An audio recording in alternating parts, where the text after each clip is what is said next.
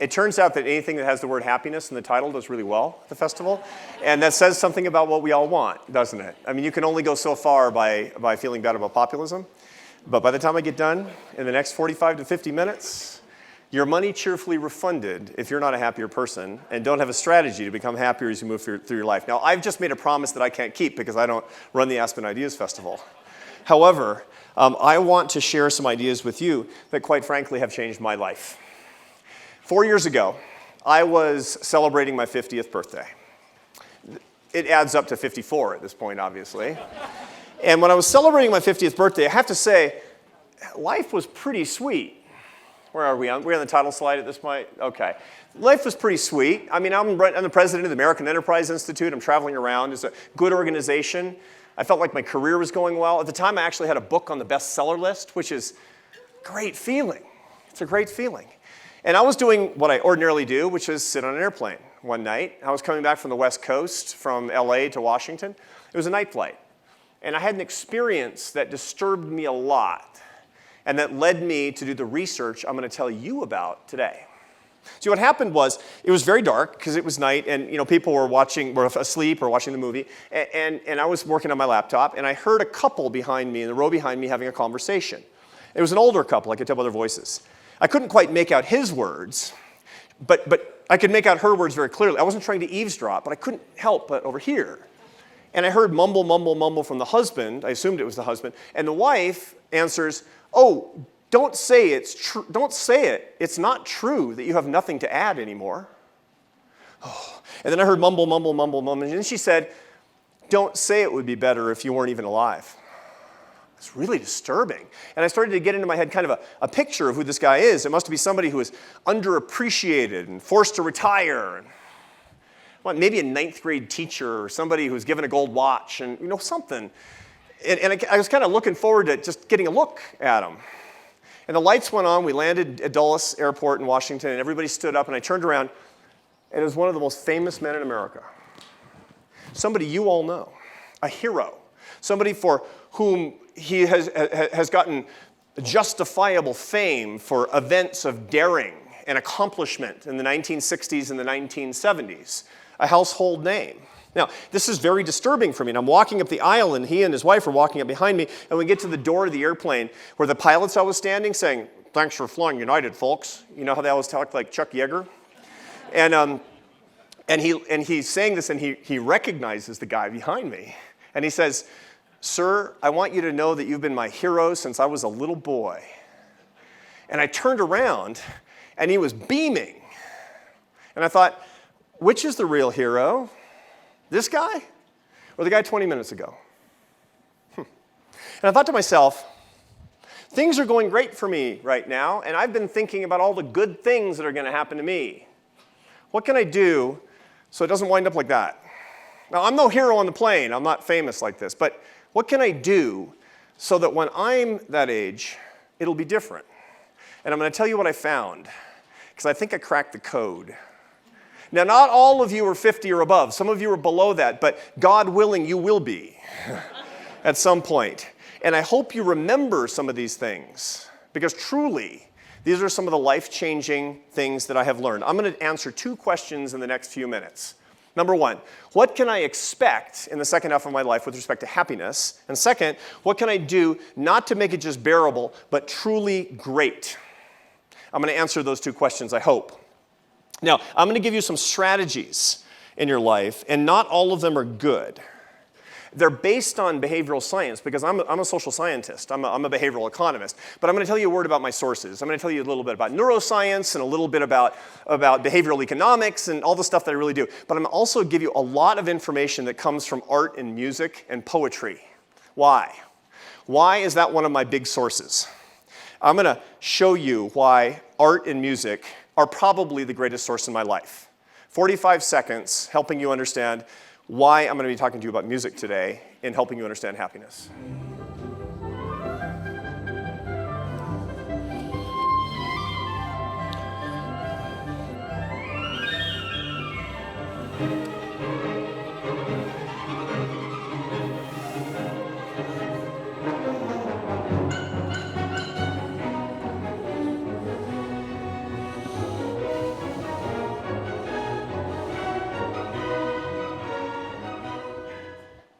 That's me. A long time ago, I was in the Barcelona Orchestra. I'm the guy on the right, but I got to go back to the slide here. This was a time in my life when I made my living as a French horn player from the age of 19 until the age of 31. In my heart, I'm a musician, you see. And I'm going to tell you a little bit more about that later. That was Shostakovich's Sixth Symphony. That was a Presto movement written in 1949 under the Barcelona Symphony under the baton of the great Franz Paul Decker. That's why I'm going to mix these sources up. In truth, everything that I know is a blend of science and art. And I'm going to try to convince you today not just of the truth of the things that I'm coming to, but the truth that truth and beauty cannot be disentangled. So let's get started. Here's my outline. I'm going to talk about the shape of your happiness. Now, your results may vary, as they say. But if you're like most people, this is what things tend to look like. Here's what you can expect, in other words. And then I'm going to spend the rest of my time on strategies, what you really can do. It's not good enough to identify problems. You have to actually exploit opportunities. So let's get started. What can you expect? It turns out there's a big literature on what happens to happiness over the course of life. And so what I'm going to do is I'm going to start with the first half of life. Now, this is happiness starting in the late teenage years and what ordinarily happens as people move through middle age until their early 50s. I know this is not very positive stuff, but don't worry. The story's going to get better. I promise it's going to end happy. It's going to be a happy tale. Now, what you want to know is why is this first half of life look like this? Because when you're in your 20s and 30s, you think things are going to get better. You always think things are going to get better. People are very optimistic, especially Americans. By the way, this is based on 416,000 people. It was assembled by two economists, Andrew Oswald and David Blanchflower, the world's leading experts on the trajectory of happiness over life. This is not just people who are morbidly depressed or suffering from mental illness. These are ordinary people. This is not a huge dip, but it's enough of a dip that people tend to notice it. Why? Why does this happen? Why do people dip as they go into middle age? There's generally three reasons. One of them is expectations. We have a tendency to think that we're going to be happier, and when we're not, that brings us down. The second is biology. There's a lot of science that looks at primates, macaques, and chimpanzees that shows that they have a big midlife crisis. They don't know their midlife. They don't know how old they are. They don't know how long they're going to live. But they get irritable when they're the equivalent of 50-year-old men. Okay, but here's the big one that the literature comes to again and again and again from psychologists. The big reason that people come down is called family complications. That's secret code for teenage kids. This is the biggie. Now, I've thought about this a lot. And my kids are 20, 18, and 15. So, pray for me. And I have the best data on teenage kids and the midlife crisis ever. I'm going to show you the best data that I have ever come up with on this. These data that I'm going to show you are called My Son Carlos. My son is 18, and I just learned something about him. He has a YouTube channel. What's that? That's something where you broadcast ordinary events in your life for thousands and thousands of strangers. It turns out that my son Carlos has thousands of followers that he makes ordinary videos of normal occurrences, and total strangers are following his life. I just found this out. And so I want to show you 60 seconds of my son Carlos's life, and I want you to sympathize with me. Right? 60 seconds of mini-me, Carlos Brooks. Hey guys, because of a series of events that are kind of unfortunate, which I'll explain later, I have to go find another job. Well, I didn't get fired. I didn't quit, but I need to find another job on top of this job. So, today's a job hunt. Stay tuned. So just gotta change my clothes and I'll be ready to go.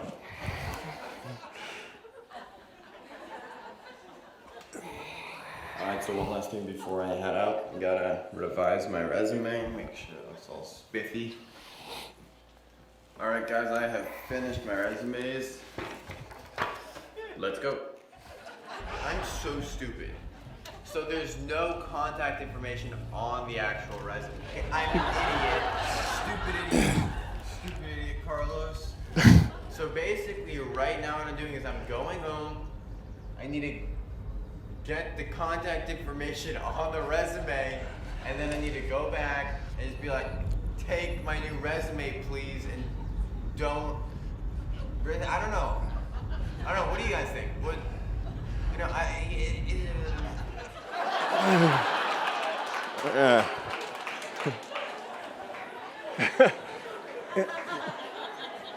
So, you know when they're little, and you think they're 8, and you think someday they're going to grow up and move out, and it seems unthinkable. And then they're 14, and it starts to seem like an interesting idea, right?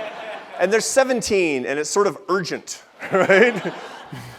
So what happens when they move out? What happens?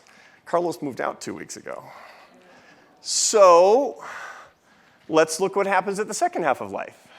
Here's the first half. You already saw this. Here, my friends, is the second half. Here's what awaits me. Now, the 2 lines, by the way, one is raw data. The other's correcting for everything. So if you think this is because of income, it's not. If you think it's because of religion, it's because it's not. If you think it's because of college, it's not. The same thing. Now, here's the interesting thing to look at, that shelf at the end. What explains the shelf in your happiness? It makes it look like you get to 65 or 68, and suddenly you're just kind of sitting there for the rest of your life, right? That's not right. Here's what's really going on. I'm going to smooth it out and tell you the story of what's going on behind these data. So here's a smooth version, okay? So here we go. 53 is the low point, and at 65, it's come all the way back up. And now something really interesting happens in these data. It breaks apart into 2 groups.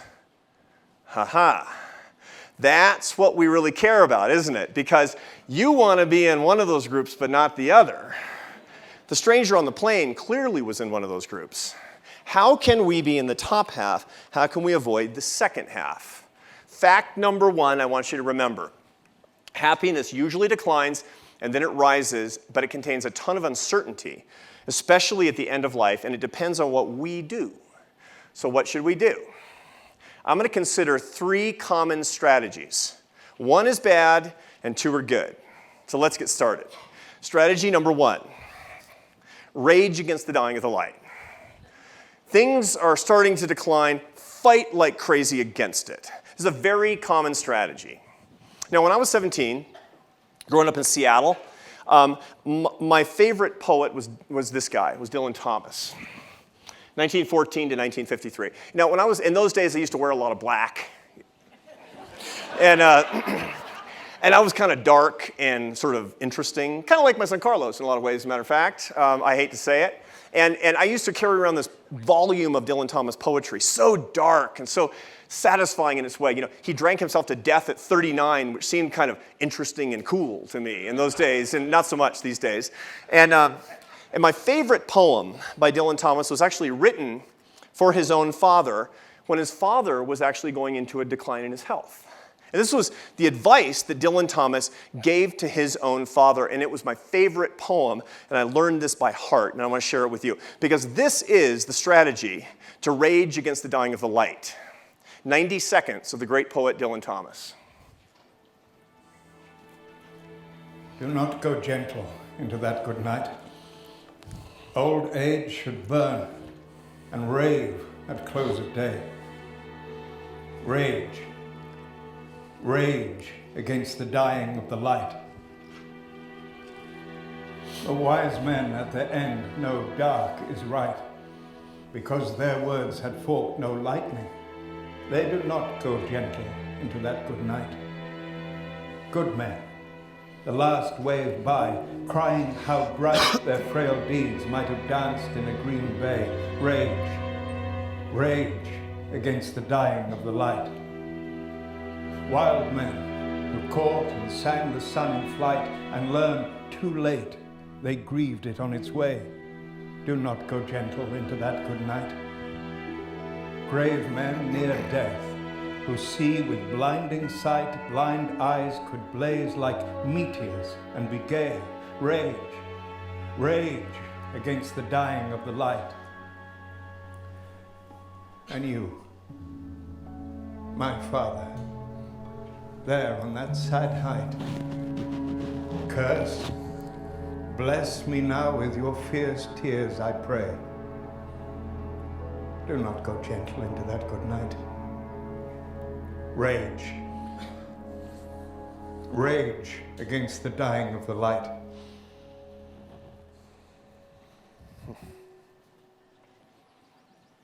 That's the hero on the plane. That could be any of us. Who rages against the dying of the light? Who does that? And the answer is going to surprise you. It's high achievers. It's successful people. It doesn't make sense, does it? I mean, it seems like people who do a lot with their lives should be most satisfied as they get a little bit older, but indeed you find the raging tends to occur more among people like the stranger on the plane. Why is that? I want you to consider a study. This is a study undertaken by two social psychologists at the University of Texas at Austin, a married couple, Carol and Charles Holohan. And they talk about the burden of high achievement.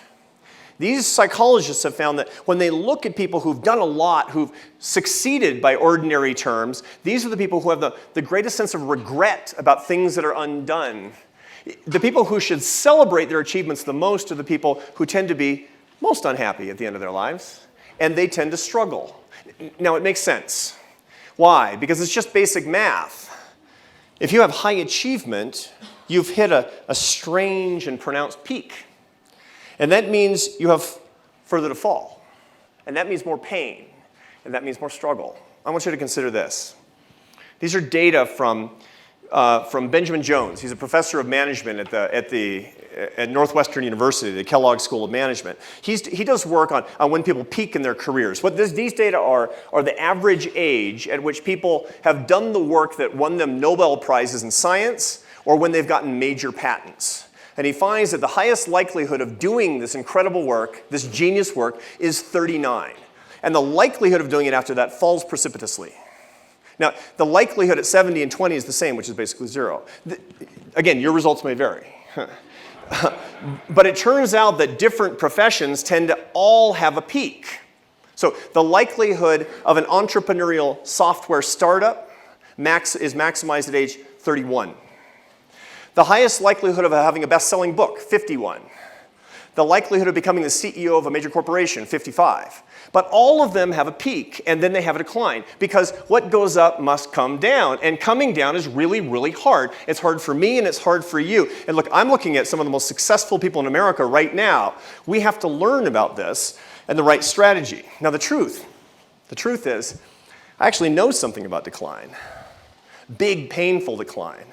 I showed you the Barcelona Orchestra a minute ago. That's a great career, first 12 years. When I was a kid, I wanted to be the greatest French horn player in the world. What a country where you can have an ambition like that. And things were really on track. When I was 19, I dropped out of college. Dropped out, kicked out, splitting hairs. And I went on the road doing my dream. I traveled all over the place.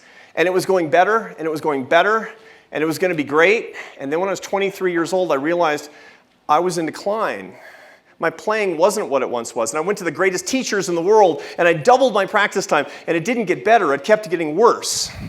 Now, all through my musical career, I had kind of markers of achievement. You always have these weird outside measures of achievement. Mine was playing in the world's greatest concert halls.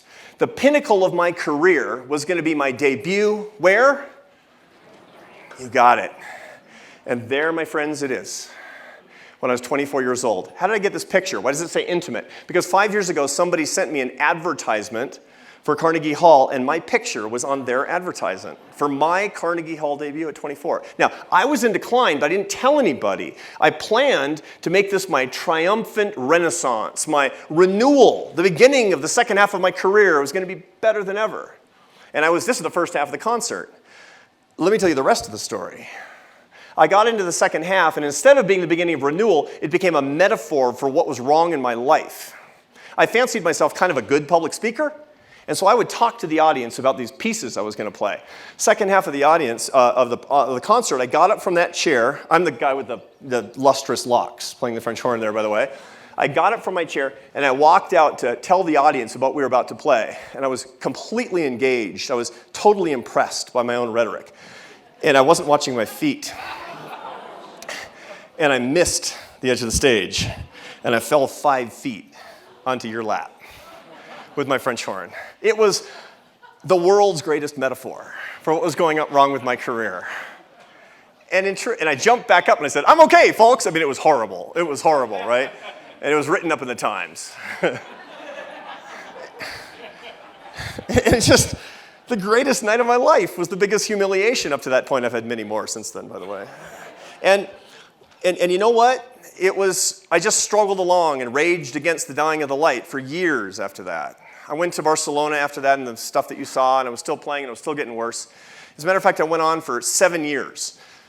And I went and I got my college degree while I was doing that, but nothing was getting better until finally I had to face the facts. I quit and I went to graduate school and I got my PhD and became an economist, and I was a failure. And you know where that failure ended up? When I finally stopped raging against the dying of the light, you know where it ended up? On this stage right now.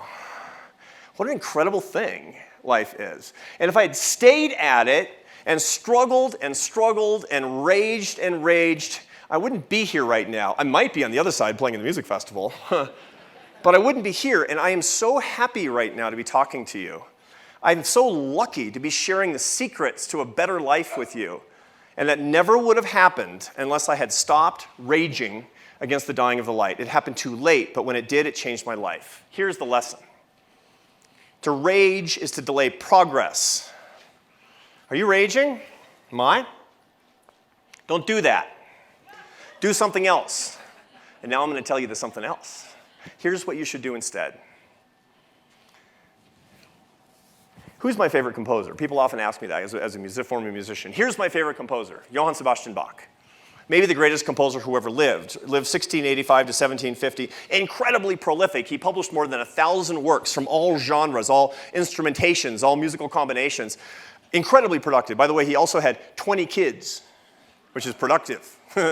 and Bach, it was incredible. In the early part of his career, he was the greatest innovator in music.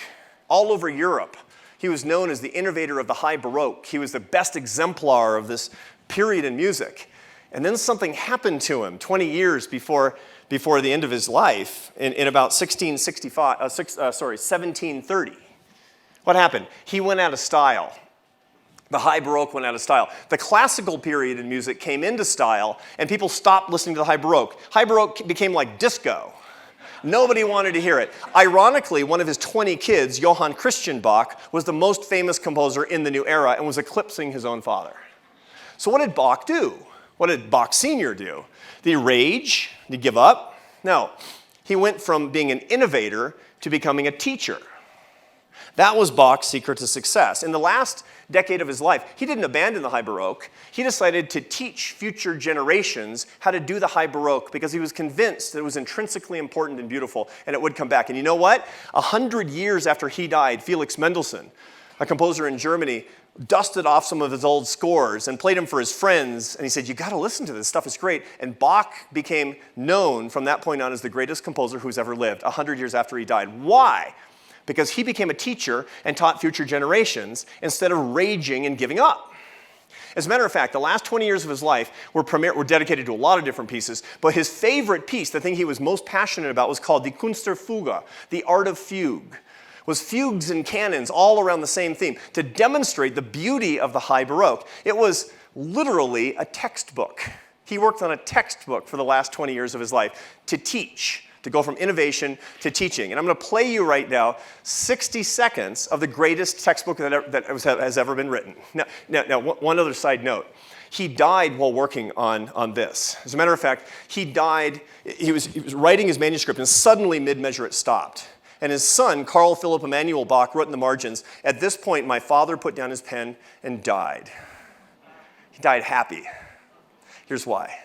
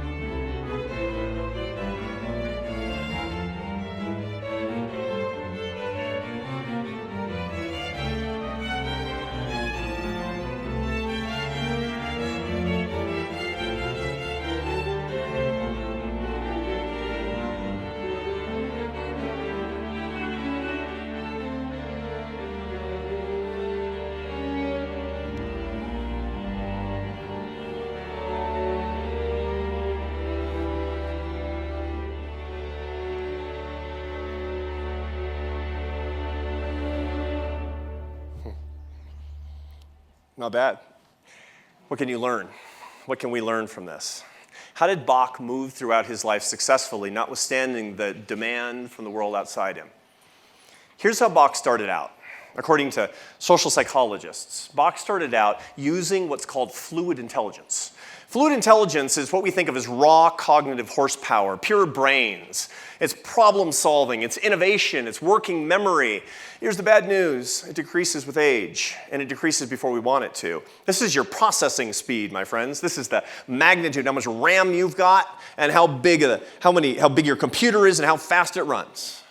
That's your fluid intelligence. And Bach was pure fluid intelligence for the entire first half of his career, innovating like crazy, coming up with new ideas, fertile.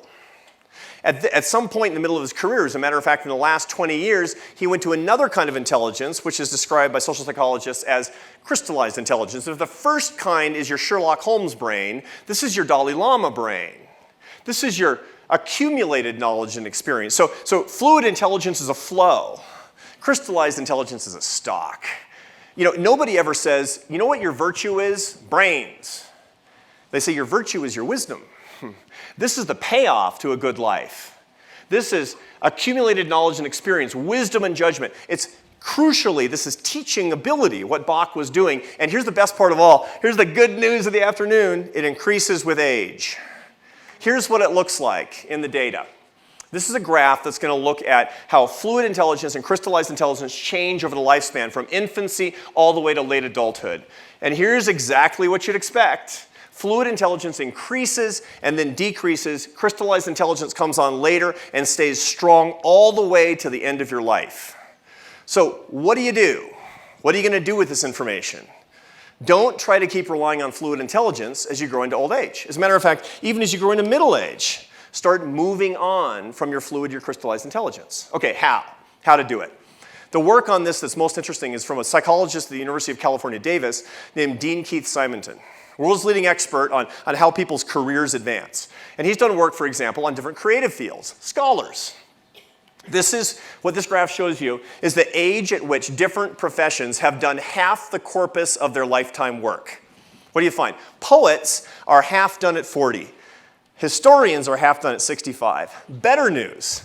Historians do the better half of their work in quality after 65. This is incredible, right? Well, why? Because you got to know a lot to be a historian. You can't start writing history even and you've only read a little bit. Poets, on the other hand, are pure fluid intelligence.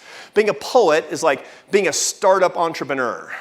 Being a historian is somebody who's using the perspective of the years. So, be a historian, not a poet. That's my advice to you. Not that helpful. Not that helpful. Here's better advice. Be a teacher.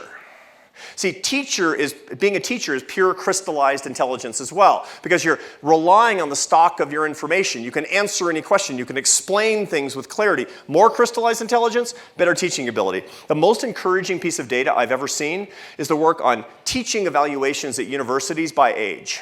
Highest teaching evaluations come to 70-year-olds. When I was teaching at Syracuse, I was at the Maxwell School of Public Affairs for a long time. And I was a full professor, and I was in my early 40s. And I would have these young professors come in, and 30. And they would say, what do I need to do to become a great teacher? And the answer is, wait 30 years. That's how you can become a great teacher. So here's your life lesson, because this is really, really applicable to every single person in this room. Early on, enjoy your fluid intelligence. Rely on it. Make it the basis of your innovation, no matter what you're doing. But later, don't wait too long, move to your crystallized intelligence, your wisdom, and focus on instruction. So here's your question.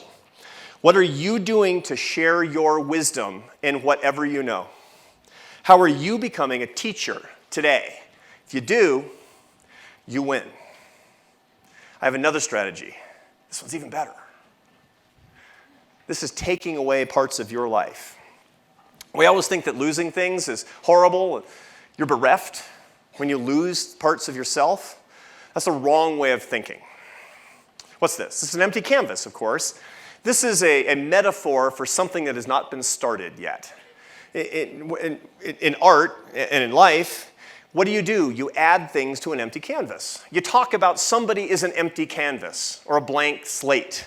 That's how you think about it. And you add things. You add to your own life. To this canvas, if you want it to become a painting, you put ideas on there as instantiated in paint. And experiences and emotions. That's how you do it. You add more. And in your own life, if you want to build your life, what do? You add more experiences with people. And you accumulate more things. And you have more experiences in the workplace. You add your canvas, right? The problem is that only works for as long as it works. Years ago, about 4 years ago now, I was in Taiwan. I was going to Taiwan a lot on business. And after, some afternoon, I hired an art historian to take me to the National Palace Museum in Taiwan for a private tour when the place was closed. Now, the National Palace Museum, for those of you who don't know, is the greatest collection of Chinese artifacts and art in the world. It was basically taken out when the communists the Red Chinese rolled across China. And the nationalists took it to Taiwan. And it's incredible. You have to go. I went with this art historian. I hired him, but I had one question. I said, yeah, you're going to show me great stuff, and it's going to be beautiful, and thank you in advance. But I want you to answer one question for me. Philosophically, what's the difference between Eastern and Western art? Philosophically, what's the difference? Because I know there is one, but I don't understand it. He said, oh, that's an easy question to answer. You think of art as something you build up. The metaphor for you of art is a canvas, blank or with something on it. Here's art in China. That's a block of jade. That thing weighs a ton, literally. That's a boulder. It's from the 18th century, from the Qing dynasty. It's titled appropriately, Boulder with Taoist Paradise. He said this, you Westerners think of art as a canvas that you fill up with painting and with images and stuff. We think of art as something that's revealed when you take away all the part of the art that isn't the art. And then I said, what's the metaphor for my life, teacher? Master. And he said, when you get to a certain age, you have to start taking away all the parts of your life that aren't really you. Because you're in there someplace. It had a big impact on me because the first part of your life is the canvas that you're filling up. The second part of your life doesn't work that way. It's too dense. There's no more room. It doesn't get better. The second part of your life is this. Now, there are a lot of ways to think about this. But ask yourself this, for your happiness, early on, you want to do more. You want to experience more. You want to meet more people. You want to be happy later? Stop doing the things that aren't truly you. Because the question that you need to answer and I need to answer is, who am I? I can't find it by adding more houses and adding more cars and adding more experiences and adding more vacations, except to the Aspen Ideas Festival. I can only do it by taking away the parts of Arthur that aren't Arthur. Your job is to answer the question of who you are. To be happy, take away the outward markers of your success and prestige. Take away the distractions. Take away the worries and the unproductive relationships and be free. Here's the image I want to leave you with on this point. This is from Western China. These are the Yungan Grottos. This is a mountain. This is 3 stories tall. This took 50 years of 40,000 stone-cutting artisans working full-time and is finished in the year 453. It's incredible. Now, why do I want to show this to you? Because the first half of your life is you building up that mountain. It's your blood, sweat, and tears making this incredible mountain. And the second half of your life is taking away all the parts that are not your Buddha. That's you inside. That's your peace. That's your happiness.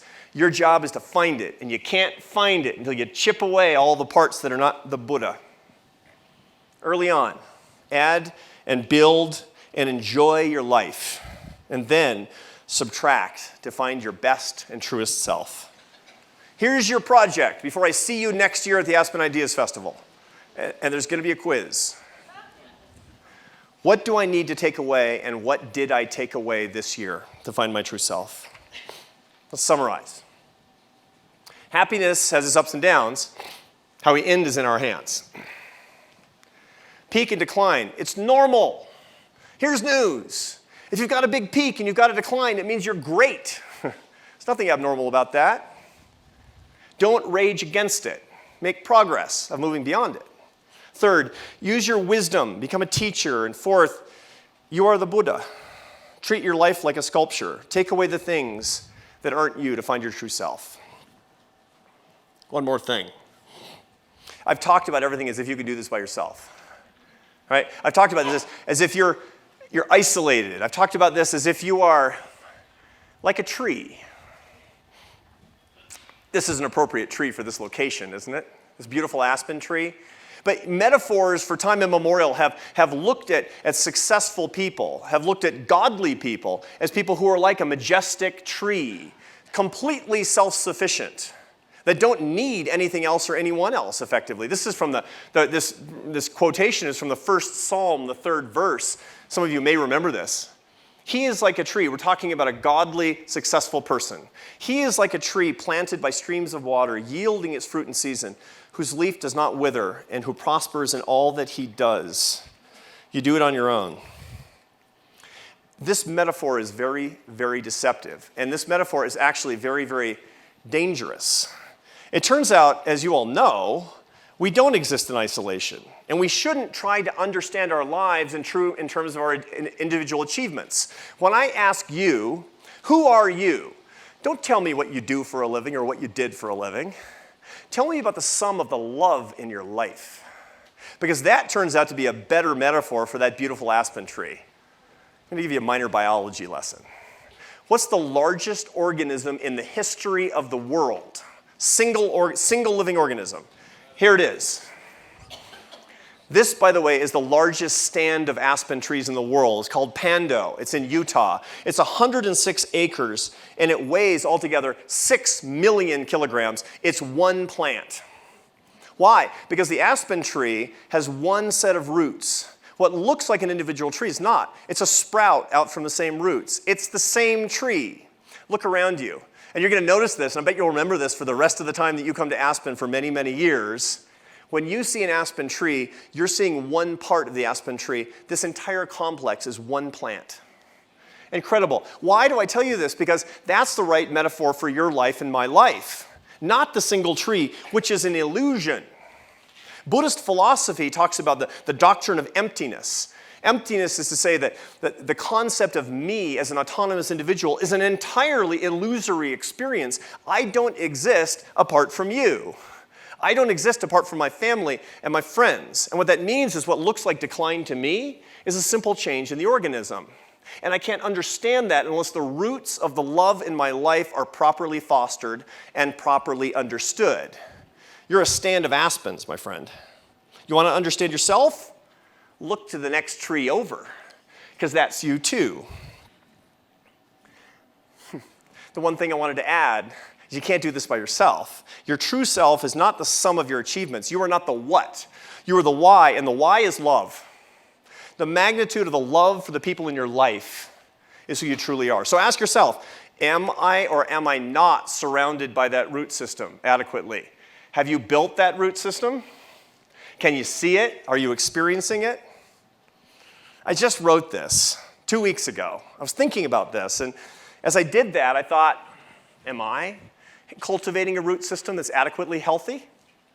And I thought I think of myself as a kind of a good aspen tree, and then I thought, next to me is the little aspen tree, right? You met him earlier, little Aspen, little Carlos. And as I was writing this, as I was putting together this very presentation, I was alerted to a new video on his YouTube channel. See, my son, while I'm working and making a living for my family, my son has been in Israel. And he has been enjoying life and getting the experiences, the Holy Land. And so he sent a dispatch to his thousands of adolescent female followers to show what it's like to experience the profundities of the Holy Land. This is little Aspen experiencing Israel. Once again, sympathize. First thing we did was we went tourism. All right, here's the tourism. Go. Tourism. Tourism. Tourism. Tourism. Tourism. Tourism. Tourism.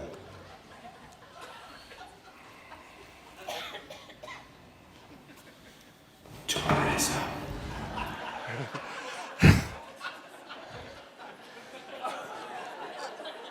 So I'm in decline, right? And I get to watch that grow. Good luck to all of us. I actually have high hopes and relatively high expectations, notwithstanding what I've shown you today. I'm almost finished. And I'm looking forward to hearing what's on your mind, because we're going to even have some time for thoughts that you have. But before I do, I want to give you one more metaphor, because I need to play you one more piece of music. I want to show you the poetry first that talks about the best possible ending to life. You might actually find this familiar. Gladly as his heavenly bodies fly on their courses through the heavens, thus, brothers, you should run your race, joyful, like a hero going to conquest. If that sounds familiar, it was written by Friedrich Schiller in the 18th century. If that sounds familiar to you, it's because you've heard, every single one of you knows the musical setting to this poem.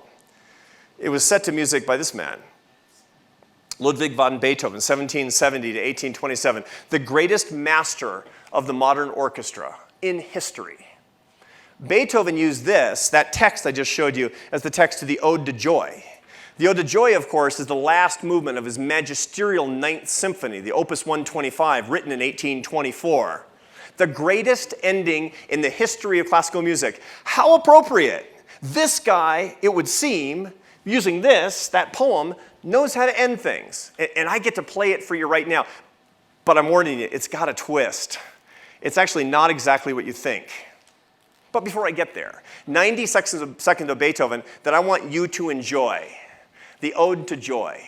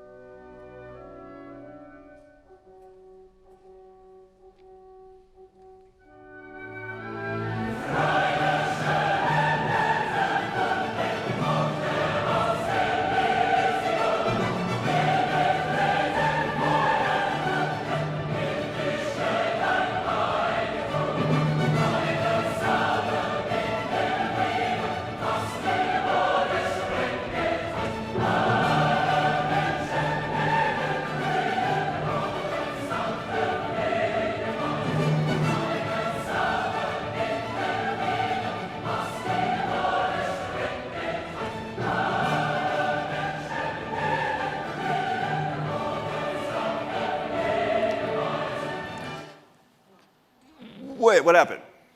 Why did I cut it? Why? You want to know why? Because here's the dirty secret of Beethoven. He had one weakness. He didn't know how to end the symphony. He used to write voluminous letters to his family, and he would agonize. I don't know how to end the piece. I don't know what to, he would stay up at night. So what do? I don't know how to end the symphony, and this symphony was no exception. This goes on for 12 more minutes.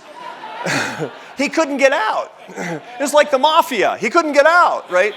He was in his own symphony. He was trapped in his own symphony, right? Look, he's just like you. He's just like me. It's going great. It's going great. Keep the party going. Keep the party going. 12 more minutes. You got to get out, Beethoven. He finally did get out, and it's still pretty great. And for your edification, here is the last 30 seconds of the last of Beethoven's great symphonies, the last of Beethoven's Ninth.